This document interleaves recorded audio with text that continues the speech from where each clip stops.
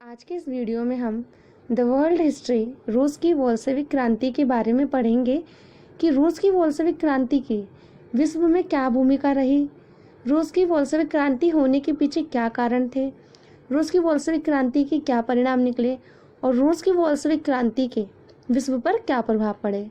तो ये कुछ इम्पोर्टेंट पॉइंट्स हैं रूस की बोल्शेविक क्रांति से रिलेटेड, जिसको आज हम पढ़ेंगे। में हम सबसे पहले 1917 की बोल्शेविक क्रांति की भूमिका पढ़ेंगे। तो देखेंगे सन 1917 की रूस की क्रांति विश्व इतिहास की सबसे महत्वपूर्ण घटनाओं में से एक है। इसके परिणाम स्वरूप रूस के जार की स्वेच्छाचारी शासन का अंत हुआ तथा रूसी सोवियत संघात्मक समाजवादी गणराज्य की स्थापना हुई। यह क्रांति दो भागों में बटी हुई थी, मार्च 1917 में तथा अक्टूबर 1917 में। पहली क्रांति के फलस्वरूप सम्राट को पद त्याग के लिए विवश होना पड़ा और एक अस्थायी सरकार बनी। अक्टूबर की क्रांति के फलस्वरूप अस्थायी सरकार को हटाकर बोल्शेविक सरकार अर्थात कम्युनिस्ट सरकार की स्थापना की गई। 1917 की रूसी क्रांति 20वीं सदी की विश्व इतिहास की एक महत्वपूर्ण घटना रही है। 1789 ईस्वी में फ्रांस की राज्य क्रांति में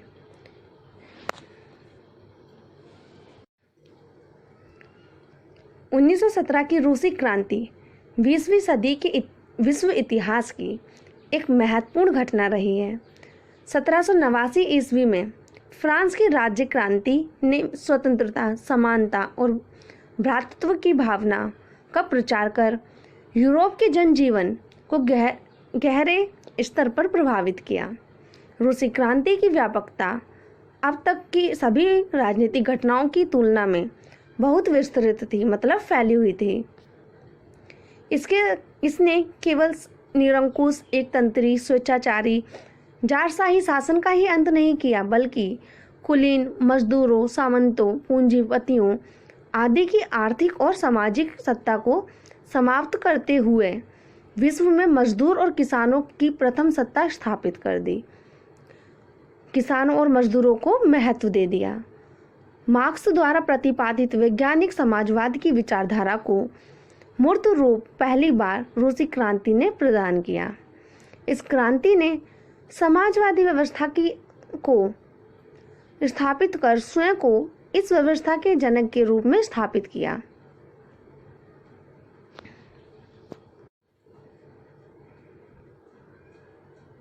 यह विचारधारा 1917 के पश्चात इतनी शक्तिशाली हो गई, इतनी महत्वपूर्ण हो गई कि 1950 तक लगभग आधा विश्व इसके अंदर अंतर्गत आ चुका था। क्रांति के बाद का विश्व इतिहास कुछ इस तरह से गतिशील हुआ कि यहाँ या तो वह इसके प्रसार के पक्ष में थे अथवा इसके प्रसार के विरोध में थे, या तो कुछ लोग इसको सपोर्ट कर रहे थे या इसका विरोध कर रहे थे। रूसी क्रांति का जनक लेनिन को कहा जाता है, इसलिए जिन्होंने रूस की क्रांति में एक महत्वपूर्ण भूमिका निभाई थी। नेक्स्ट पॉइंट में हम देखेंगे रूस की बोल्शेविक क्रांति के कारण। तो पहला कारण देखेंगे कृषक निर्धनता। प्रथम विश्व युद्ध से पूर्व रूस में कृषि की स्थिति प्राचीन कृषि पद्धतियों पर निर्भरता, व्यापक निरक्षरता और पूंजी की कमी के कारण निम्न बनी हुई थी। रूस के कृषि करने वाले लोगों की स्थिति बहुत ही खराब थी, क्योंकि उनकी कृषि में अपनाई जाने वाली तकनीक पहले की तकनीकों से मेल खाती थी और उनकी स्थिति अशिक्षित थी और उनके पास पूंजी की कमी थी। नेक्स्ट देखेंगे पूंजी वितरण में उच्च असमानता व्यापक थी, क्योंकि भूमि का 20% भाग बड़ी जागीरों के रूप में अधिग्रस्त था और इस पर रूसी वर्ग का स्वामित्व था।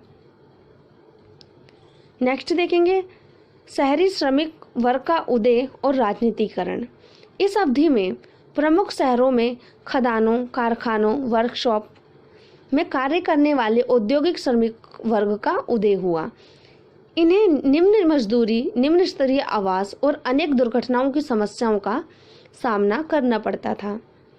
इसके परिणाम स्वरूप श्रमिकों और पुलिस के मध्य इसके परिणाम स्वरूप श्रमिकों और पुलिस के मध्य अनेक झपटे और नियमित संघर्ष शुरू हुए। नेक्स्ट देखेंगे घरेलू सुधारों की कीमत पर जार की साम्राज्यवादी महत्वाकांक्षा। निरंतर अकाल एवं भूखमरी के संकट से ग्रस्त सामान्य जनता की समस्याओं के समाधान के बजाय जार की साम्राज्यवादी महत्वाकांक्षाओं पर धन के उपयोग के कारण राजकोष खाली हो गया। नेक्स्ट देखेंगे जार की तानाशाही। रिपब्लिक, डेमोक्रेट्स, क्रांतिकारी, समाजवाद और अन्य सभी समूहों में सुधारों के लिए आतुरता बढ़ती जा रही थी, किंतु वे आपस में संगठित नहीं थे। जहां कुछ हिंसक परिवर्तन के पक्ष में थे, वहीं कुछ शांतिपूर्ण परिवर्तन के पक्षधर थे। हालांकि जार का विरोध करने पर आरोपित प्रतिबंधों ने सभी विरोधियों को अत्यधिक उग्र सुधारवादी उपायों की ओर बढ़ने की भी प्रेरणा दी।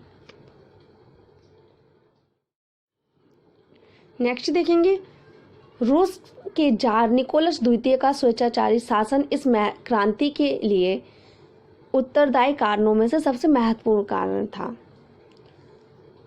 रूस और जापान के बीच 1904 से 1905 में हुए युद्ध में छोटे समझे जाने वाले जापान से रूस की पराजय से सरकार की अकर्मण्यता जनता के समक्ष उजागर हो गई। सरकार की कमजोरी जनता के सामने आ गई। 1905 में प्रार्थना पत्र देने जा रही भीड़ पर अंधाधुंध गोली चलाना भी बोल्शेविक क्रांति के कारणों में से एक कारण था। कस्तूनतूनिया और दादलिन्स पर कब्जा करने हेतु जार की साम्राज्यवादी आकांक्षा के कारण रूस का प्रथम विश्व युद्ध में शामिल होना भी एक महत्वपूर्ण कारण था बोल्शेविक क्रांति के लिए। इसके अतिरिक्त राज्य में व्यापक भ्रष्टाचार ने जनता को अतिशय कष्ट पहुंचाया।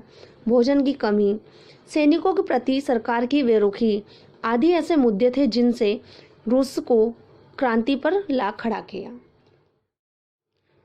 नेक्स्ट पॉइंट हम देखेंगे रूस की बोल्शेविक क्रांति के क्या परिणाम निकले। तो देखेंगे फर्स्ट, रूसी क्रांति के परिणाम स्वरूप सर्वप्रथम निरंकुश तंत्र, अभिजात वर्ग और चर्च की शक्ति का अंत हो गया।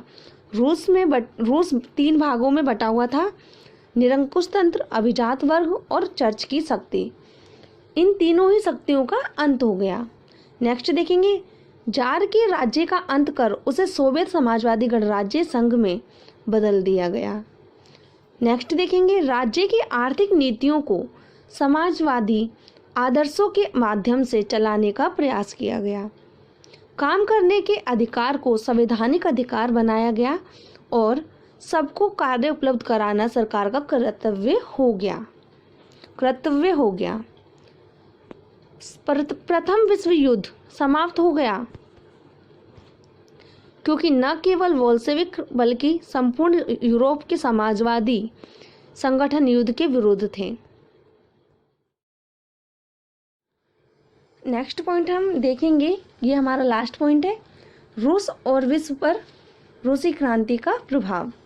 बोल्शेविक दल द्वारा रूस में सामाजिक वर्गीय मतभेदों से उत्पन्न अन्यायपूर्ण स्थिति से सुरक्षा देने के लिए प्रदान करने हेतु विभिन्न प्रयास किए गए और जो कुछ प्रयास थे कुछ हद तक हमारे सफल भी हुए। इस क्रांति के माध्यम से एक छोटे क्रांतिकारी समूह ने लगभग 300 वर्षों से सत्तासीन राजवंश का अंत किया और सत्ता प्राप्त की। जार को पीपल कमिश्नर काउंसिल के गठन द्वारा प्रतिस्थापित किया गया और निजी स्वामित्व को समाप्त कर दिया गया। इसने अर्थव्यवस्था, समाज और सरकार के क्षेत्रों में पहली बार उत्पादन और शासन के सामंती एवं पूंजीवादी तरीकों का विकल्प प्रदान किया। साम्यवादी आंदोलन का विश्व भर में प्रसार आरंभ हुआ, जिसने पूंजीवादी विश्व के समक्ष भय का संचार किया। हालांकि साम्यवाद अधिक स्थायी नहीं रहा क्योंकि विश्व में इसका कहीं अस्तित्व नहीं रहा। वह तो रूसी क्रांति शताब्दी ही थी जिसने इसे मूर्त रूप से जीवित किया था।